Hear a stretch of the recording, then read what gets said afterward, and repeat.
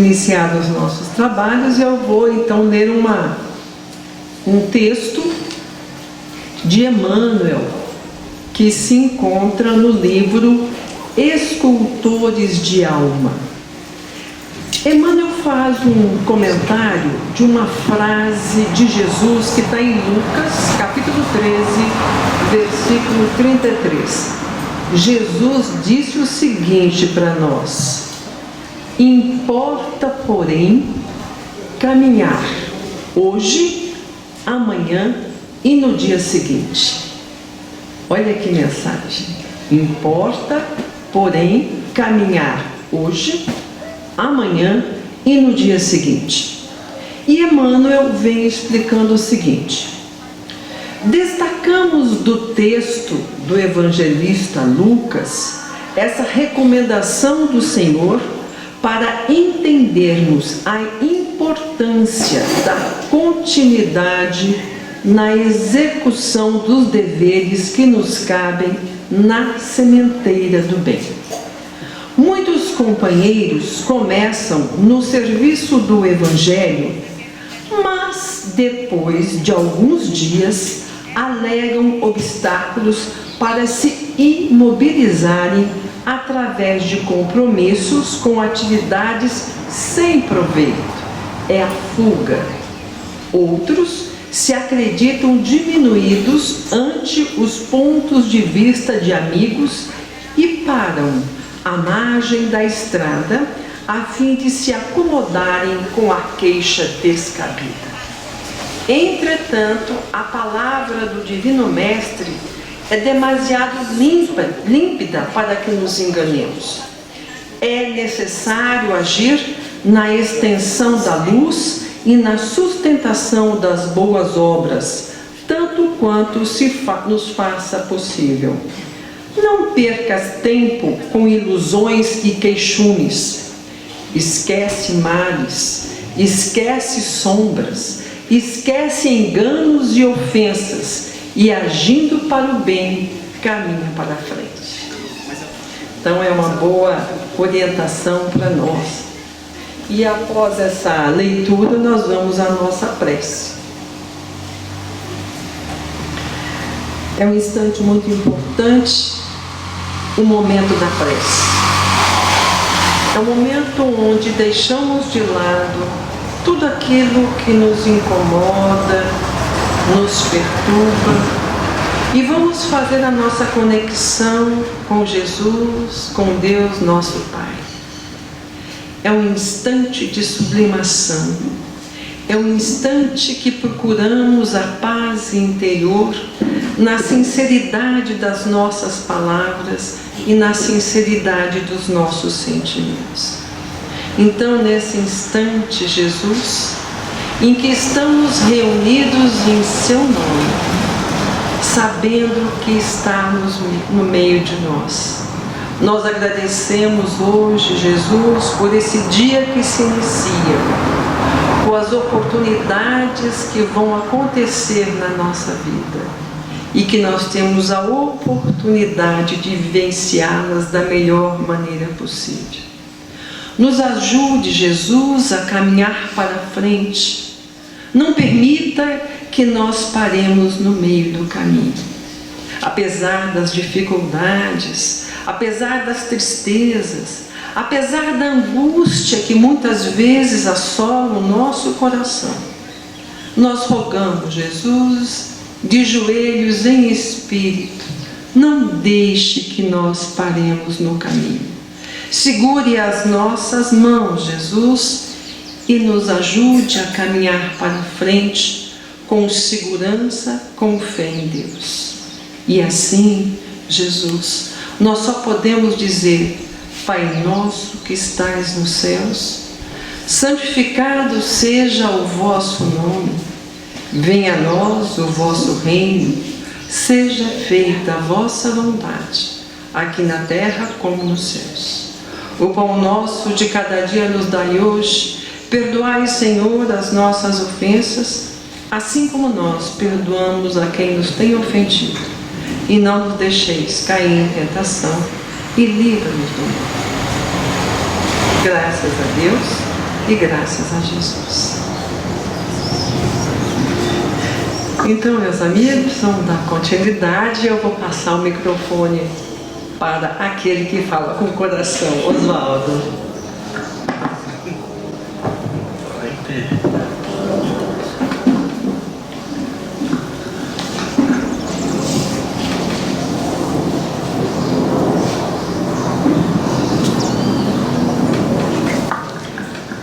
Bom dia a todos. Que a paz de nosso Senhor Jesus Cristo ela permaneça sempre presente nos nossos corações. Nós que somos irmãos em Cristo Jesus, aqui cada um carregando a sua história, cada um levando a sua vida,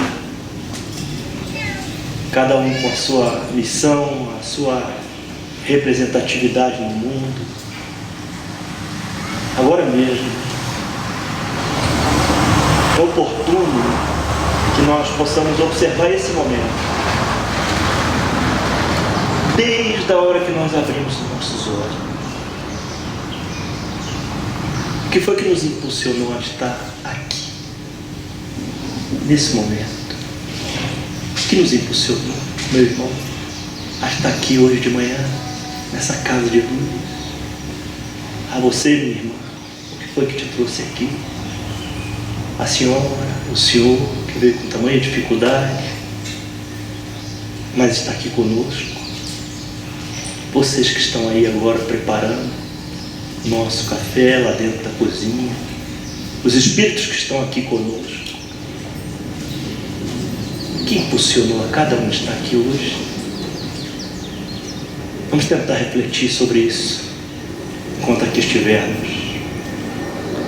O tema de hoje era para ser desenvolvido pelo nosso irmão Aulos, mas ele parece que teve um contratempo. E como eu sou assim, um camarada sem vergonha, recebi o convite ontem, não pude deixar de aceitar, porque eu amo esse lugar, essa casa, estar aqui com vocês. Creio, eu amo estar aqui com vocês. Faz muito bem. Quando eu vim aqui, descendo por esse jardim, que eu chego aqui e encontro os nossos irmãos cantando, e escuto aquele coro dos espíritos amigos aqui conosco. Escuto com os ouvidos do coração. Nós já falamos sobre isso aqui. Ouvir e escutar é diferente. Nós somos tocados pela emoção do coração. Nós somos tocados pela emoção da hora, porque eles nos envolvem. Eles, os amigos espirituais, sabem exatamente quais são as nossas necessidades, quais são as nossas dores mais profundas, quais são as nossas virtudes que podem ser aproveitadas na trajetória de nossas vidas. Dona Joana de Anjos diz a seu Divaldo, certa vez: meu filho, é necessário que nessa vida as nossas pegadas pelo mundo sejam pegadas de luz, para que esse caminho com nossas pegadas de luz sirva de norte para aqueles que nos seguem e nos acompanham, observando que ali se deixaram setas em destino ao amor. O tema de hoje está no Evangelho, no capítulo 5 do Evangelho segundo o Espiritismo. É uma bandeira do Espiritismo, é uma marca do Espiritismo. Kardec nos ensina que fora da caridade não há salvação. É o que ele nos diz.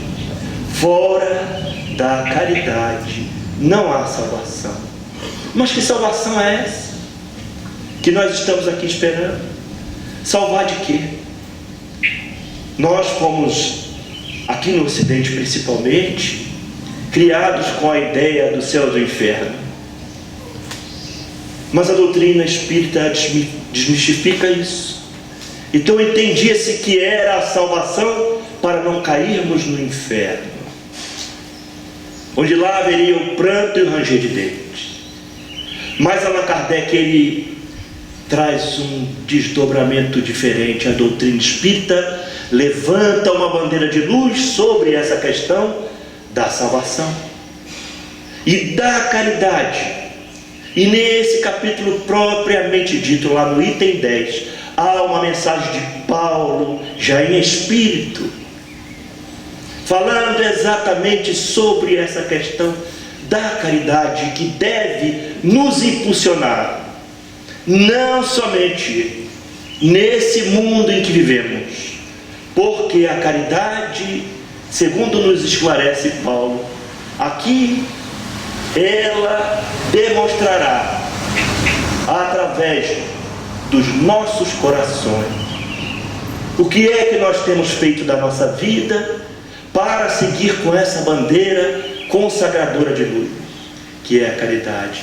Então aqui, enquanto encarnados, os espíritos amigos, eles reconhecerão a caridade, minha querida irmã, no compasso do seu coração, de como ele bate e vibra, desde quando você abriu seus olhos até quando você for descansar o corpo físico para repor as necessidades fisiológicas e o teu espírito desdobrar e estiver durante as horas da noite, no recôndito da madrugada, quando a bandeira da caridade desfraldada pelo teu coração bondoso, encontrará com espíritos amigos muito bondosos, que te farão refletir sobre os teus erros e os acertos do dia. Ensina-nos a doutrina espírita que, quando desfraldados, abandonados já e dispersos do corpo físico, essa caridade será reconhecida na fronte de cada um de nós, como a auréola dos santos, que é aquela luz que brilha sobre as cabeças dos santos católicos. Ela será reconhecida através do amor que tu praticares, na luz que tu irradiares para aqueles espíritos que se aproximarão de ti e te farão convite a seguir com essa bandeira de luz. Existe um entendimento que doar o pão àquele que necessita e tem fome é uma forma de caridade. Doar água a quem tem sede é uma forma de caridade. Doar o agasalho, a roupa, o remédio é a forma de caridade. Nos ensina a doutrina espírita que nesse aspecto, sim, é importante. É a caridade material que não deve ser deixada de lado. O que dizer? Dr. Bezerra diz que a caridade ela é urgente. Ela não pode ser deixada para amanhã. Portanto, aquele que te bate a porta e que tem fome pedindo um prato de comida, como é que vai negar? Aquele que te pede um amparo para comprar um remédio, para pagar uma conta de luz, como é que vai negar? Às vezes dentro da própria família, tamanhos necessitados dos bens materiais. Mas a doutrina consoladora de luz, a doutrina espírita, ela nos esclarece que a caridade, meus irmãos, ela vai além das questões materiais. Ela transcende as barreiras físicas e ela vai encontrar a sua base no amor, para que nós possamos compreender a caridade conforme nos ensinou Jesus. É que diz e esclarece a doutrina espírita, questão 886 do Livro dos Espíritos. Como se entender, Kardec pergunta ao Espírito, verdade, como se entender a caridade no sentido da palavra, como entendia Jesus? Como entender a caridade como entendia Jesus? É a pergunta que Kardec faz. E o Espírito amigo, o Espírito da verdade, a legião de espíritos bondosos que se fazem presentes entre nós, eles nos trazem o esclarecimento de um esforço íntimo, porque sabe que não é tão fácil a realização dessa. Por que retirar de si o dinheiro, uma moeda, uma roupa, um pão? É obra divina e santa. Porém, a caridade, como pensava Jesus, ela vai além disso, meus irmãos. Ela vai muito mais além. E ela começa numa escola divina, no educandário dos Espíritos, que é o lar. Ela começa dentro de casa. Ela começa dentro da família, onde nós somos ali a arrebanhar, trazidos das esferas celestes, depois das desencarnações, para nas programações reencarnatórias, nos encontrarmos todos, para que possamos aprender a crescer no amor. Na mensagem de Paulo aos Coríntios, quando dizia que fora da igreja, nas traduções antigas, não há salvação. E hoje, no novo formato, na Bíblia de Jerusalém, fora do amor não há salvação. Doutrina espírita diz que a caridade é a maior forma de amor que nós podemos ter para com os nossos semelhantes. Vamos nos relembrar no Evangelho de Lucas, no capítulo 10, quando se aproximaram lá os doutores da lei de Jesus. Lembra disso, Maria Luísa? É uma lição tão bonita, né? Luísa, é bonita essa lição. Bonita, viu? Os doutores da lei se aproximaram de Jesus e perguntaram para ele: o que é que nós devemos fazer para conseguir aí a vida feliz, a vida eterna, que é o que todos nós queremos, né? Todo mundo não quer viver feliz, todo mundo não quer viver bem, todo mundo não quer estar alegre, apesar das dores que existem no mundo. Todo mundo quer isso. Então eles perguntaram para Jesus, e Jesus então diz: o que está escrito na lei? O que está escrito na Bíblia? O que está escrito no Novo Testamento? O que está escrito? É um código para a felicidade do homem.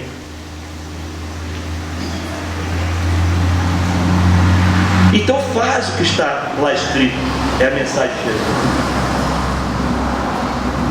E ele disse: mas isso aí nós já fazemos.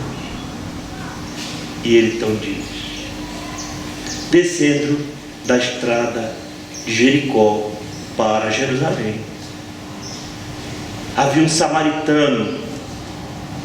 O samaritano era uma pessoa que era um povo que divergia dos judeus daquela época. Pensavam diferentes, totalmente diferentes, mas eram todos lá judeus. Mas os samaritanos, eles eram marcados pelo preconceito. Então Jesus já começa dizendo: descia da estrada de Jericó para Jerusalém. Um samaritano, ou seja, uma pessoa que pensa diferente. E ele, na verdade, descia um homem, não é? Descia um homem nessa estrada, né? E esse homem era uma pessoa comum.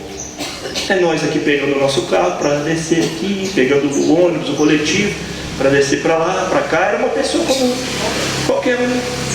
Podia ser você, o senhor, a senhora. Era uma pessoa comum andando pela rua. E ele foi assaltado.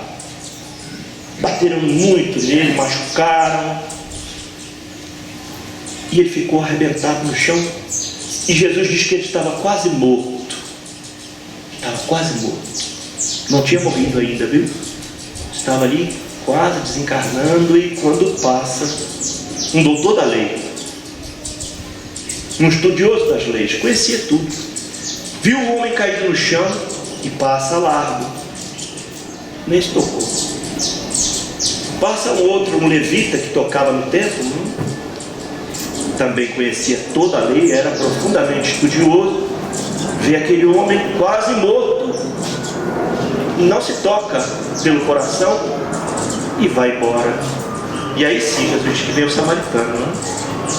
Aí o samaritano vem descendo, que também conhecia bem, e é tocado de compaixão. Olha o que ele diz. Ele foi tocado de compaixão. Ele para, desce de seu cavalo, cuida das feridas do homem com azeite e vinho, coloca sobre o seu cavalo e desce até um hotelzinho próximo ali, uma estalagem. Entrega o homem quase morto ao dono da estalagem e diz: cuida dele, não é, Maristela? Cuida dele. Eu te deixo aqui 2 denários, era um bom dinheiro, e faz tudo que for possível para recuperar essa pessoa. E quando eu retornar da minha viagem, se precisar de mais alguma coisa, eu também te darei esse dinheiro. E Jesus então pergunta para os doutores da lei: dentre esses 3, quem te pareceu ser o teu próximo? O próximo daquele que estava caído. Às vezes nós encontramos pessoas em tamanha dificuldade, dificuldades morais, dificuldades em dores terríveis e profundas, na depressão, na tristeza, na ansiedade, numa vida de crime, na drogadição, nos vícios do mundo e nos vícios morais. Detalhes a cara. E são muito próximos, são o nosso próximo. E nós nos esquecemos do socorro necessário. É preciso ter, como o texto que a Maria Inês vai distribuir daqui a pouco, uma boa vontade dentro de nós, para que nós passemos a exercer esse projeto de caridade. Começa ali com a caridade material, mas essa caridade a que Jesus se referia, ela é muito mais difícil, porque ela se baseia no trabalho, como dizia Kardec,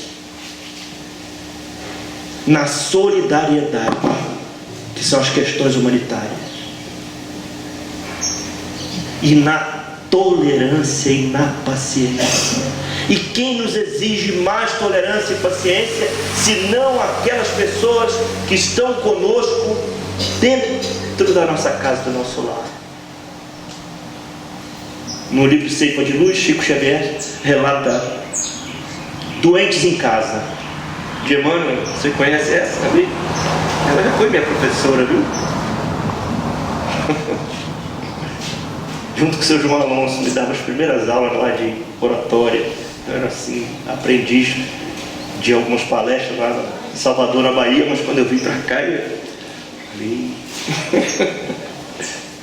foi uma passagem muito bonita das nossas vidas, né, Marilei?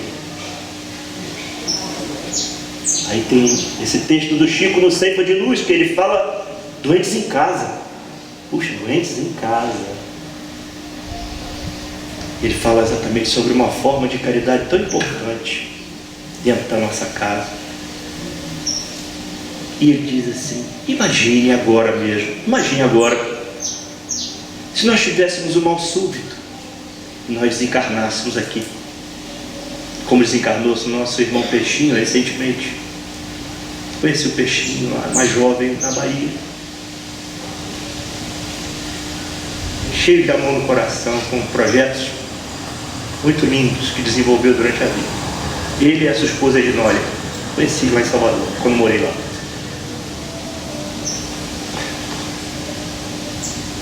É sempre bom a gente se emocionar quando se lembra das almas queridas e belas.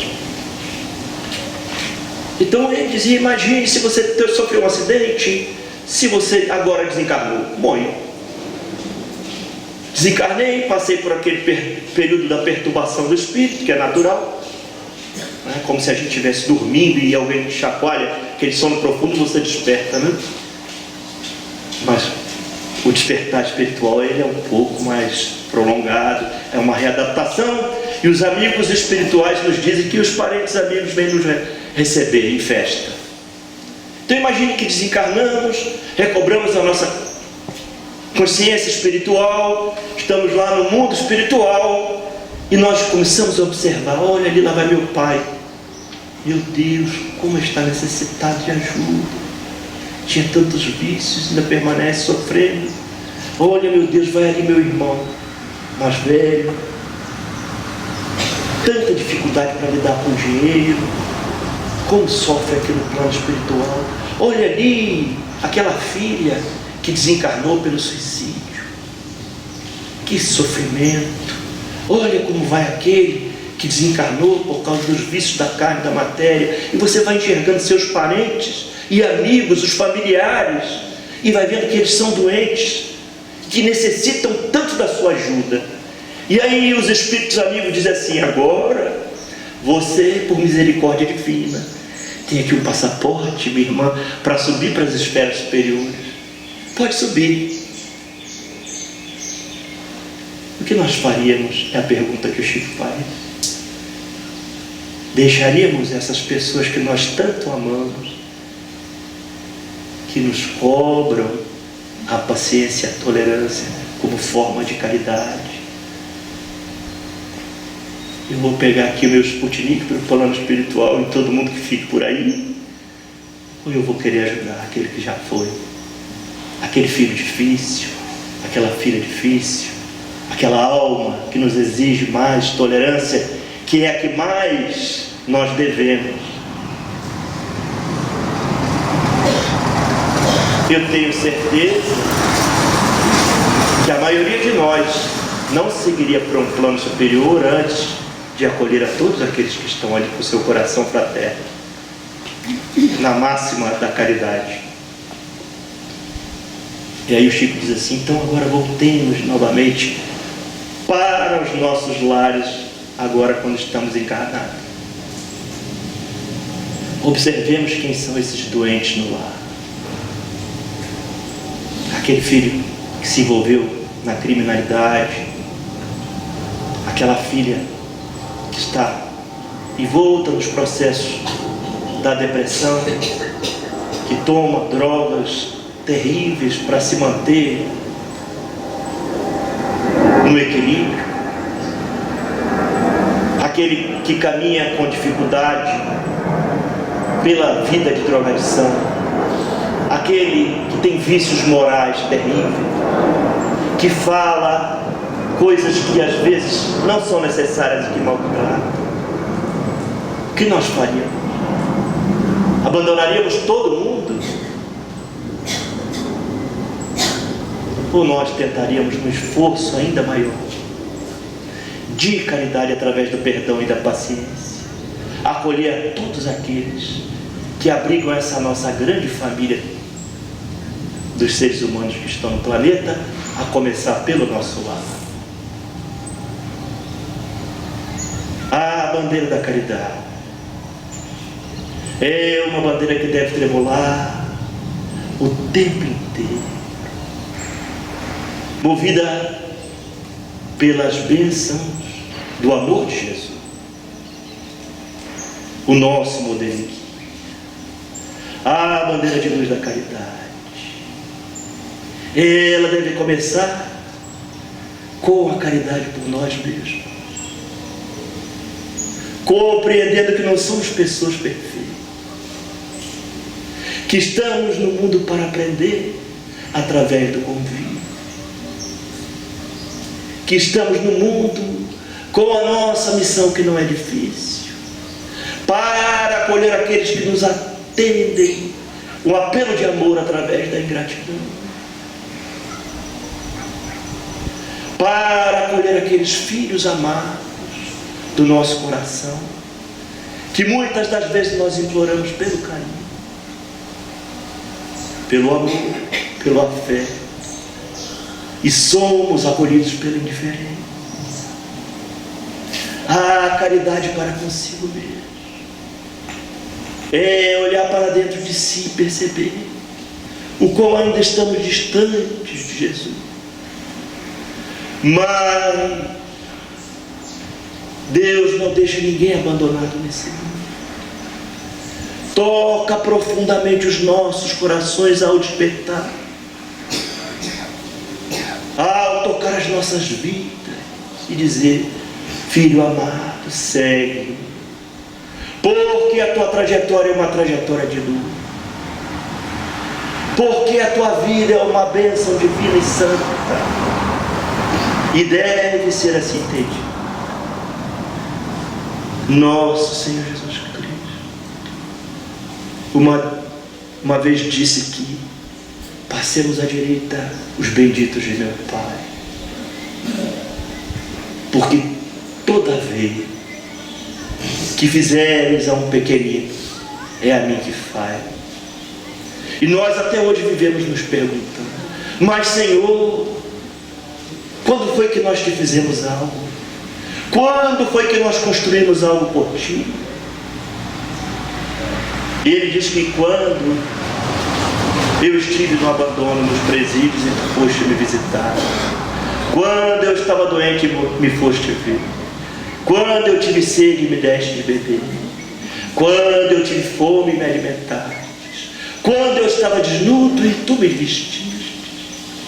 Por todos aqueles, meus irmãos, minhas irmãs, quando nós estendemos as nossas mãos, às vezes cansadas pelas decepções da vida, por acolher indignadamente o amor que nós queremos doar e não são receptivos, nós devemos persistir no amor. O amor, ele é a fonte de vida.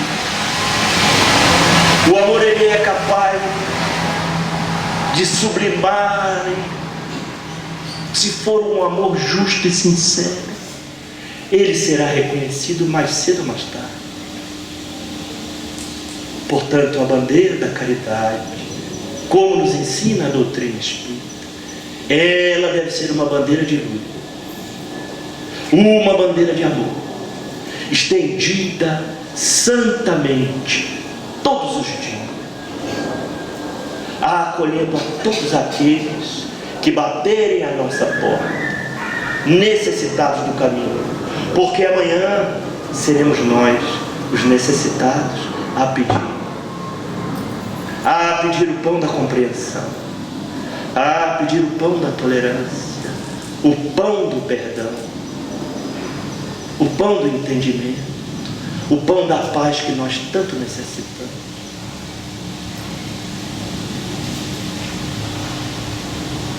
Muitas coisas foram ditas por Jesus e elas ecoam por ali, nas nossas cabeças e nos nossos espíritos. Mas nós temos que ter a boa vontade, porque tudo se inicia através da boa vontade. Hoje eu vou fazer um esforço maior de ter a boa vontade de perdoar, de ter a boa vontade de caminhar mais alguns passos da tolerância. Hoje eu vou ter a boa vontade em acolher. Hoje eu vou ter a boa vontade de servir. E assim, em lições repetidas, essa boa vontade vai se tornando uma benevolência plena, perene, constante em nós, da forma que nós vamos realizando, desprendidos de qualquer necessidade de resposta, apenas servindo pela boa vontade de servir, respeitando as diferenças, que nem todos aqueles que estão no nosso lar, na nossa casa, no nosso convívio, eles já têm essa percepção, já têm o despertar dessa consciência. São sementes que foram plantadas e precisam germinar dentro do nosso lar, ou observando os nossos exemplos de amor. Muitas vezes silenciando, porque silêncio também é uma bênção. Não o silêncio da ironia, não o silêncio do desprezo, mas o silêncio ante uma discussão, antes de dizer palavras que ferem e maltratam. O silêncio, às vezes, é uma grande virtude.